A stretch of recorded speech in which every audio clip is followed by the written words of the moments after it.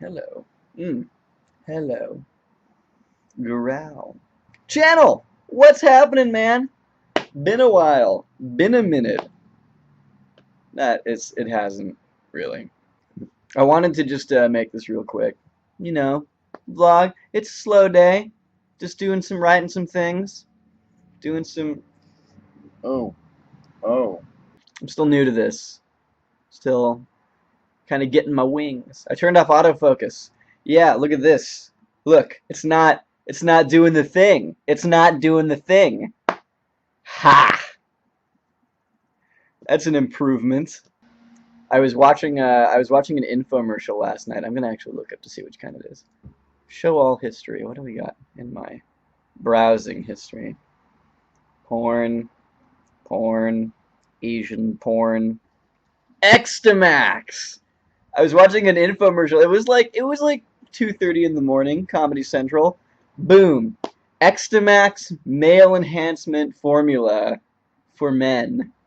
Like, you need to go out and see this infomercial because it is amazing. They had this list on it at one point. Top 5 things women look for in a man. And then it's like intelligence, handsomeness, good heart, supportive, and something else that wasn't, it was in the top, whatever. Like, well, what if we take the men away and then ask the same question? And it's literally just the same 5, like on the side right here, and it says penis size, money, penis size, and penis size.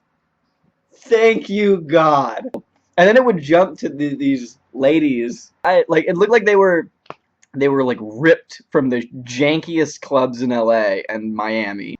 And they're just saying, like, I was once with a guy and he was so small that I didn't like it. Or the other favorite, one time I was with a guy and he was so big that it was great.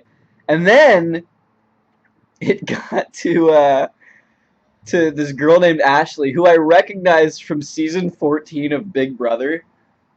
Like, perfect. And she's like, if you have a big wiener, then you can get lots of girls, and that would make you feel better. I would like to thank you, infomercial. You made my evening. That's amazing.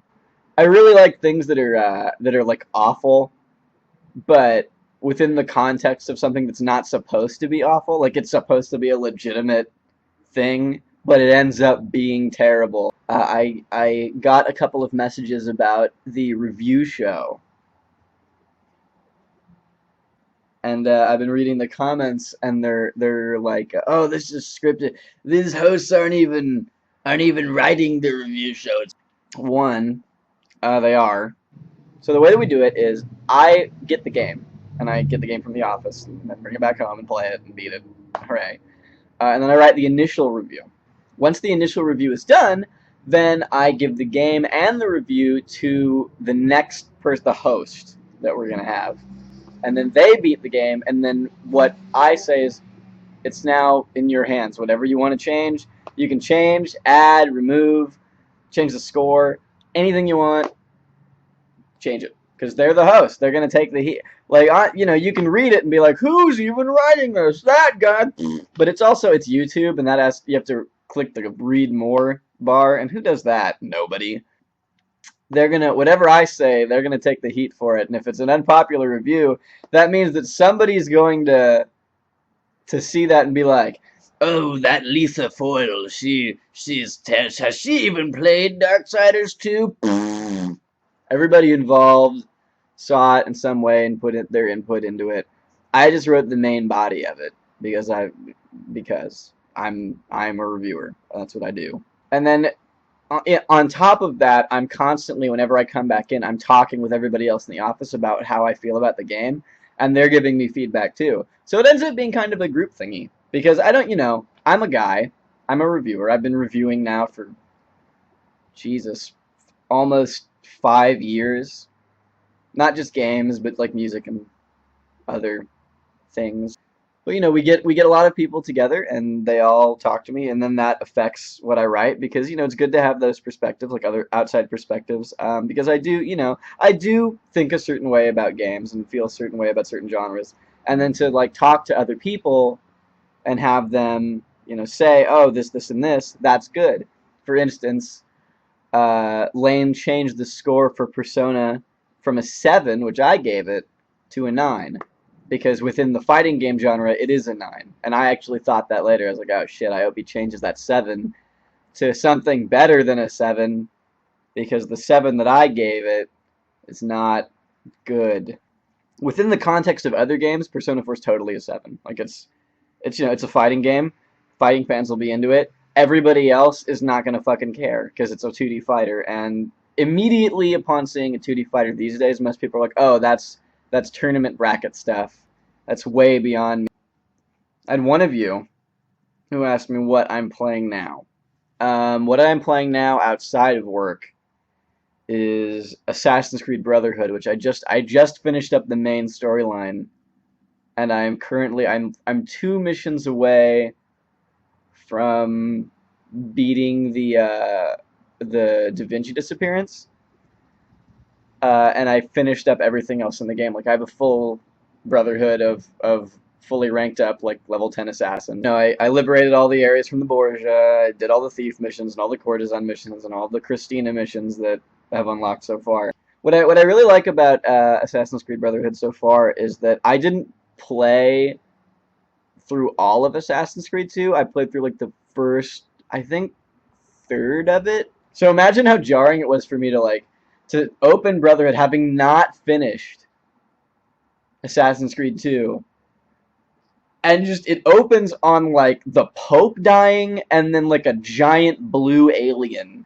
It was such like it's just so it was so jarring. Like that's the beginning of the game, and I have no fucking clue what's going on. And if you haven't played Assassin's Creed before, it's like the controls are really fun, but they're hard to learn. It's not easy to get into the swing of combat and climbing and running around. There's just a lot of combinations of buttons you have to be able to hold down. And learning all the weapons, how to be effective with every weapon, is also a pain in the ass because you have to learn like how to multi-target with throwing knives and like how to throw smoke bombs and like how effective the different ranges of weapons are and how to counter correctly. And countering is a pain in the dick because you do that little this, and then at the end of the game, fucking there's more aliens, and then you fucking gank your lady friend. You gank her in the stomach, and she's like and she like falls down. Time stops, and you gank your lady friend, like in that fucking Tomb Raider movie. How she goes back in time and then turns the knife around with her hands, and she's like, "Oh, it's Angelina Jolie," and she's like, no, you're not going to knife the man that I love." And then time unwinds, and so it looks like the knife goes like whoop, and then goes back into the knife throwing dude, and he's like, "Oh," and he falls into the like primordial crap water. I watched the Tomb Raider movie, and I'm not ashamed to say it. I watched both. The one with the regular like the stone Asian shit, like the stone guardian temple thing, and then the one where they were in Africa and there were like big crazy wood monsters in the trees, and if you like moved, then they would eat you. And somehow they never got Angelina Jolie, but also she's the hero. They also didn't get the other guy, the scruffy guy who she ends up fighting. Yeah, spoiler alert! At the end of the second Tomb Raider movie, when she goes to find Pandora's fucking box, the guy who she's been with the whole time ends up being evil. Oh, and she has to kill him. Some eyebrow motion, a little bit for the fans.